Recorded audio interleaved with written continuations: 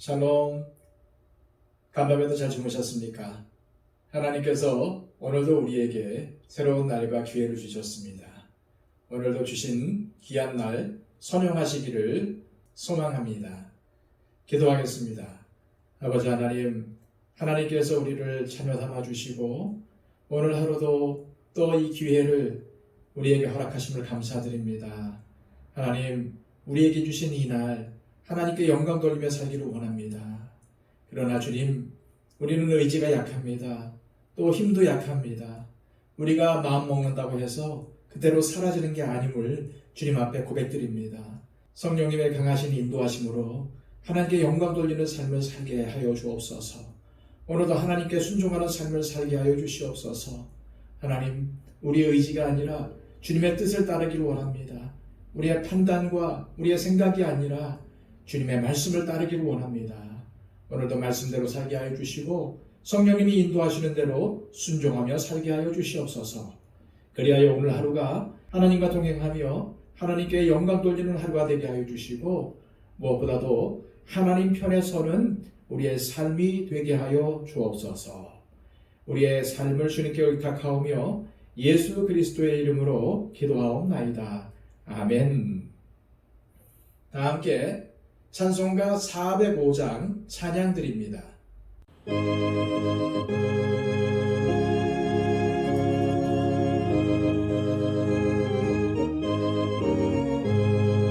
주의 친절한 팔에 안기세 우리 마음이 평안하리니 항상 기쁘로 복이 되겠네.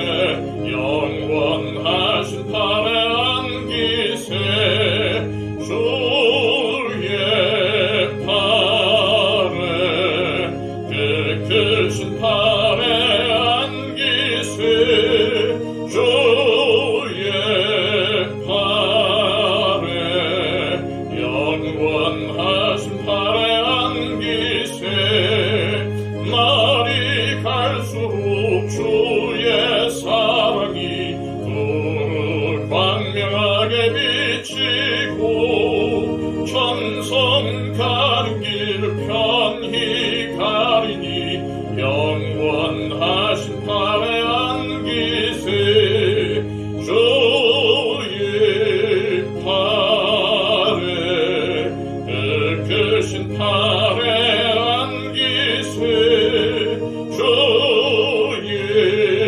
팔에 영원하신 팔에 안기세 주의 보좌로 나갈 때에 기뻐 찬미 소리 외치고 겁과 두려움 없어지리니 영원하신 팔에 안기세 주의 팔에 그 크신 팔에 안기세 주의 팔에 영원하신 팔에 안기세. 이 시간 우리에게 주시는 하나님의 말씀은 구약성경 사사기 20장 17절에서 35절까지의 말씀입니다. 구약성경 397쪽입니다. 이스라엘 자손이 아침에 일어나 기브아를 대하여 지내시니라. 이스라엘 사람이 나가 베냐민과 싸우려고 전열을 갖추고 기브아에서 그들과 싸우고자 하매 베냐민 자손이 기브아에서 나와서 당일에 이스라엘 사람 22,000명을 땅에 엎드러뜨렸으나 이스라엘 사람들이 스스로 용기를 내어 첫날 전열을 갖추었던 곳에서 다시 전열을 갖추니라. 이스라엘 자손이 올라가 여호와 앞에서 저물도록 울며 여호와께 여쭈어 이르되 내가 다시 나아가서 내 형제 베냐민 자손과 싸우리이까 하니 여호와께서 말씀하시되 올라가서 치라 하시니라. 그 이튿날에 이스라엘 자손이 베냐민 자손을 치러 나아가매 베냐민도 그 이튿날에 기브아에서 그들을 치러 나와서 다시 이스라엘 자손 18,000명을 땅에 엎드러뜨렸으니 다 칼을 빼는 자였더라.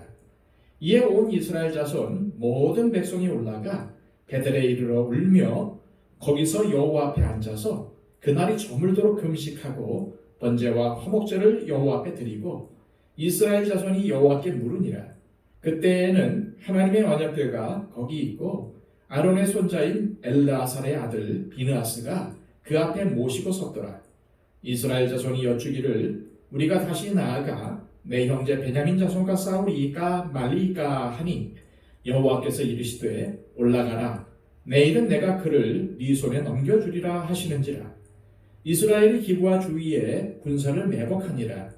이스라엘 자손이 셋째 날에 베냐민 자손을 치러 올라가서 전과 같이 기브아에 맞서 전열을 갖추매 베냐민 자손이 나와서 백성을 맞더니 꾀임에 빠져 성읍을 떠났더라. 그들이 큰 길, 곧 한쪽은 베델로 올라가는 길이요 한쪽은 기브아의 들로 가는 길에서 백성을 쳐서 전과 같이 이스라엘 사람 30명가량을 죽이기 시작하며 베냐민 자손이 스스로 이르기를 이들이 처음과 같이 우리 앞에서 패한다 하나 이스라엘 자손은 이르기를 우리가 도망하여 그들을 성읍에서 큰 길로 꿰어내자 하고 이스라엘 사람이 모두 그들의 처소에서 일어나서 바알다말에서 전열을 갖추었고 이스라엘의 복병은 그 장소 곧 기브아 초장에서 쏟아져 나왔더라. 온 이스라엘 사람 중에서 택한 사람 10,000명이 기브아에 이르러 치매 싸움이 치열하나 베냐민 사람은 화가 자기에게 미친 줄을 알지 못하였더라. 여호와께서 이스라엘 앞에서 베냐민을 치심에 당일에 이스라엘 자손이 베냐민 사람 25,000명을 죽였으니 다 칼을 빼는 자였더라. 아멘. 지난 시간 우리는 한 레위인의 첩이 기브아의 불량배들에게 밤새 폭행을 당하다가 죽자 이 레위인은 그녀의 지체를 나귀에 싣고 고향으로 돌아가 12토막을 내서 모든 지파에게 보냈고 시체를 본 이스라엘 백성들은 분노하여 총회로 미스바로 모였습니다. 미스바에 모인 이스라엘의 총회는 레위인에게 사건의 경위를 물었습니다. 그러자 레위인은 기브아의 불량배들이 자기를 죽이려고 했고 자신의 첩도 마치 자기 눈앞에서 너무나 애통하게 욕을 당하고 죽은 것처럼 진술해서 자기의 책임이 전혀 없는 것처럼 말했던 것입니다. 그러자 이 말을 들은 이스라엘 백성들이 뭐라고 외쳤습니까? 한 사람도 돌아가지 말고 우리 모두 함께 기브아 사람들을 치자고 외쳤습니다. 여기서 우리는 이스라엘 백성들이 이성적인 판단력을 상실했다는 것을 알 수 있습니다. 그저 레위인의 말만 듣고 이를 크게 확대해 버린 것입니다. 그 다음 장면도 마찬가지입니다. 이스라엘 백성들은 베냐민 지파에게 여자를 죽인 불량배들을 내놓으라고 요구했습니다. 이때 만약 베냐민 지파가 그들을 내놓았다면 사건이 이렇게 크게 확대되지 않았을 것입니다. 하지만 베냐민 지파는 거부했습니다. 그들 역시 이 문제를 감정적으로 대처한 것입니다. 바로 이 때문에 사사기는 동족끼리 참혹한 전쟁을 치르는 장면으로 마치게 된 것입니다. 그러므로 어떠한 문제를 대할 때는 감정적이 되지 않도록 주의해야 합니다. 또 사실관계를 정확히 파악하고 화평을 이루는 방향으로 문제를 처리해야 합니다. 그러지 않으면 교회가 주님의 뜻을 이루어 드릴 수 없을 뿐만 아니라 하나님께 무서운 심판을 받을 수 있습니다. 한편 베냐민 지파를 치기로 한 이스라엘 백성들은 첫 전투를 치르기 전에 베델로 올라가서 하나님께 이렇게 여쭈었습니다. 우리 중에 누가 먼저 올라가서 베냐민 자손과 싸우리이까? 그러자 하나님은 유다가 먼저 갈지니라 라고 말씀하셨습니다. 이렇게 보면은 마치 하나님께서 이 전쟁을 승인한 것처럼 보이지 않습니까? 하지만 이 말씀을 그렇게 보면 안 됩니다. 이 말씀을 이해하려면 사사기 1장의 말씀으로 되돌아갈 필요가 있습니다. 여호수아가 죽은 후에 이스라엘 자손이 여호와께 여쭈어 이르되 우리 가운데 누가 먼저 올라가서 가나안 족속과 싸우리이까? 여호와께서 이르시되 유다가 올라갈지니라. 보라, 내가 이 땅을 그의 손에 넘겨주었노라 하시니라. 이 사사기 1장의 말씀이 오늘 본문과 상당히 유사하지만 이 둘 사이에는 결정적인 차이가 있습니다. 먼저 이스라엘이 하나님께 우리 중 누가 먼저 가서 싸워야 하느냐고 물은 것은 똑같습니다. 그런데 싸움의 대상이 다릅니다. 사사기 1장에서는 가나안 족속과 싸우기 위해서 하나님의 뜻을 물은 것이지만 오늘 본문에서는 동족인 베냐민 지파와 싸우기 위해서 하나님의 뜻을 물었던 것입니다. 물론 하나님의 답변은 동일했습니다. 하나님은 사사기 1장에서도 오늘 본문에서도 똑같이 유다가 먼저 올라가라고 하셨습니다. 그러나 여기에도 차이가 있습니다. 사사기 1장에서는 하나님께서 전쟁의 승리를 약속하셨지만은 사사기 20장 18절 말씀에는 승리에 관한 말씀이 없습니다. 더군다나 이스라엘 연합군은 2번씩이나 연속해서 베냐민 지파에게 참패를 당했습니다. 이러한 사실을 보더라도 하나님께서 이 전쟁을 긍정적으로 보지 않으신다는 뜻입니다. 물론 20장 28절의 말씀을 보면은 세 번째 전투에 임하기 전에야 비로소 하나님께서 이스라엘 연합군에게 베냐민 지파를 너희의 손에 넘겨주시겠다고 약속하셨고 실제로 베냐민 지파가 거의 몰살당할 지경에 이릅니다. 베냐민 지파의 모든 용사들이 죽었고 겨우 600명 정도만 도망쳐서 목숨을 부지했습니다. 게다가 이스라엘은 베냐민 지파의 온 성읍과 가축과 만나는 사람들을 칼날로 쳤고 성읍도 다 불살라버렸습니다. 어떻게 보면은 하나님께서 베냐민 지파를 이스라엘 연합군을 통해서 치신 것으로 보입니다. 그렇다면은 우리는 이 혼란을 어떻게 이해해야 할까요? 하나님께서 변덕이 심하셔서 이러한 상황을 연출하신 것일까요? 그렇지 않습니다. 우리는 이 전쟁의 원인이 어디에 있었는지 명확히 할 필요가 있습니다. 이 전쟁의 책임이 이스라엘에게 있는 것입니까? 아니면 하나님께 있는 것입니까? 말할 필요도 없이 이스라엘입니다. 한 레위인의 거짓 진술이 이스라엘 공동체의 마음을 움직여 전쟁의 불씨를 키웠습니다. 게다가 이스라엘 백성들은 사실관계를 정확히 확인하지도 않고 그저 레위인의 말만 듣고 전쟁을 준비했습니다. 베냐민 지파 역시도 악한 짓을 한 불량배들을 감쌌습니다. 그래서 그 불씨에 기름을 끼얹고야 말았습니다. 이것을 하나님께서 기뻐하시겠습니까? 더군다나 사사기 1장에서 하나님이 유다부터 올라가서 싸우라고 하신 것은 가나안 땅의 이방 민족들과의 전쟁을 승인하신 것이었습니다.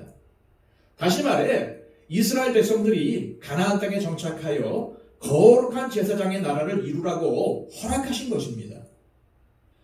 하지만 지금은 어떻습니까? 이스라엘은 같은 동족끼리 피해 전쟁을 치르려고 합니다. 그러니 하나님께서 이 일을 기뻐하시겠습니까? 따라서 이 전쟁을 허락하신 하나님의 의도는 분명합니다. 이 전쟁에는 아무도 승자가 없는 것입니다.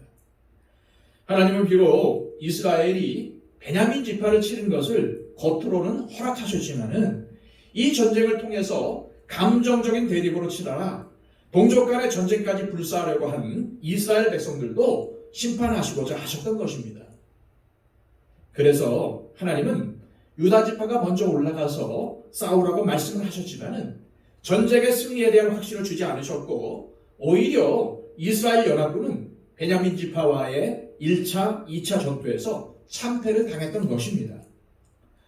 또한 하나님은 악을 행한 자들을 의도적으로 감싸며 동족과의 전쟁을 불사했던 베냐민 지파도 심판하시고자 하셨습니다. 따라서 3차 전투에서는 베냐민이 충격적인 패배를 당한 겁니다. 그래서 이 전쟁은 어느 누구도 승자가 없었습니다. 그저 피비린내 나는 동족 간의 전쟁의 상흔만이 남았을 뿐입니다. 이것이야말로 하나님을 바르게 섬기지 않은 채 자기들 소견에 옳은 대로 행동했던 이스라엘의 참상인 것입니다. 지금도 우리는 하나님의 뜻을 무시하고 우리 소견에 옳은 대로 행하면 하나님께서 심판하실 수 있음을 반드시 명심해야 합니다. 하나님께서는 이스라엘 백성들이 마음대로 살라고 가나안 땅을 주신 게 아니었습니다. 마찬가지로 하나님께서 우리 마음대로 하라고 교회를 세우신 게 아닙니다.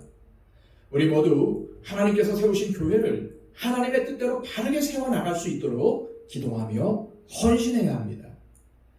싸움이나 다툼 없이 겸손한 마음으로 지혜롭게 생각을 모으고 어려운 문제가 있으면 서로를 존중하며 주님의 뜻을 이루는 아름다운 협력을 이루어서 더욱 말씀 위에 바로 서서 주님의 사랑으로 서로 사랑하는 복된 교회를 함께 세워나갈 수 있기를 소망합니다. 이 시간 기도하실 때 하나님, 이스라엘 백성들이 서로 반목하며 감정적으로 대립했을 때 모두 하나님의 심판을 받았던 것을 기억하며 하나님의 뜻을 먼저 생각하게 하시고 하나님의 뜻에 따라 서로 화합하며 서로 용서하며 서로 사랑하는 우리 교회가 되게 하시고 우리 자신이 되게 하옵소서 기도하시기 바랍니다. 그리고 우리의 중보가 필요한 모든 분들을 위해서 기도해 주실 때에 우리 박영채 집사님, 이복식 권사님의 건강을 위해서도 함께 기도해 주시고요. 또한 우리 선교사님들의 사역을 위해서도 기도해 주시기를 바랍니다. 다 함께 기도하겠습니다.